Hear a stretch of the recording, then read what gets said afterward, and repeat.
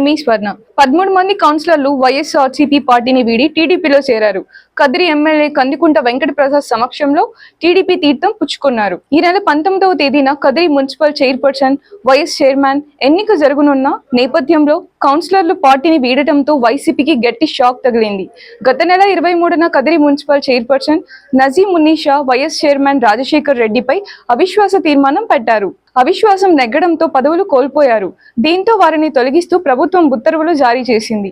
ఈ నెల 19న chairperson, vice chairman ఎన్నిక నిర్వహించేందుకు ఎన్నికల కమిషన్ ఉత్తర్వులు విడుదల చేసింది. దీంతో కదిరి మున్సిపాలిటీలో ఎన్నికల సందడి మొదలైంది. కదిరి మున్సిపల్ చైర్పర్సన్ ఎన్నిక ఈ నెల 19వ తారీఖున ఎలక్షన్ కమిషన్ ఆదేశాల మేరకు నిర్వహించబడుతోంది.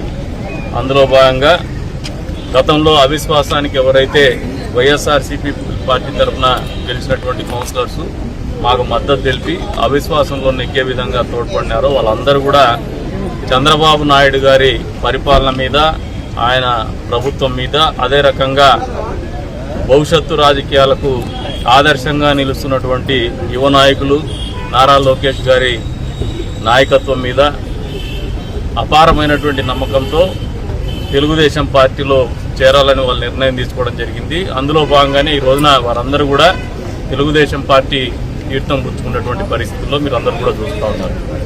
ఏ నమ్మకంతో అయితే వీళ్ళందరూ కూడా తెలుగుదేశం పార్టీలో చేరినారు, చంద్రబాబు నాయుడు గారి నాయకత్వం కావచ్చు, అదే రంగా నారా లోకేష్ బాబు గారి నాయకత్వం కావచ్చు, తెలుగుదేశం పార్టీ సిద్ధాంతాలు కావచ్చు, అవన్నీ కూడా నిలబెట్టుకునే విధంగా స్థానికంగా నేను కూడా వాళ్ళకు అనుగుణంగానే వాళ్ళకి ఇచ్చినటువంటి మాట కట్టుబడి వాళ్ళది ఏదైతే బాధ్యత ఉందో భవిష్యత్తు గురించి రాజకీయాల్లో ఆ బాధ్యత కూడా పూర్తి స్థాయిలో నమ్మకం ఏదైతే నా మీద పెట్టినారో ఆ నమ్మకాన్ని వమ్ము చేయకుండానే వాళ్ళని నిలబెట్టుకుంటా అని చెప్పేసి కూడా ఈ సందర్భంగా తెలియజేస్తాను.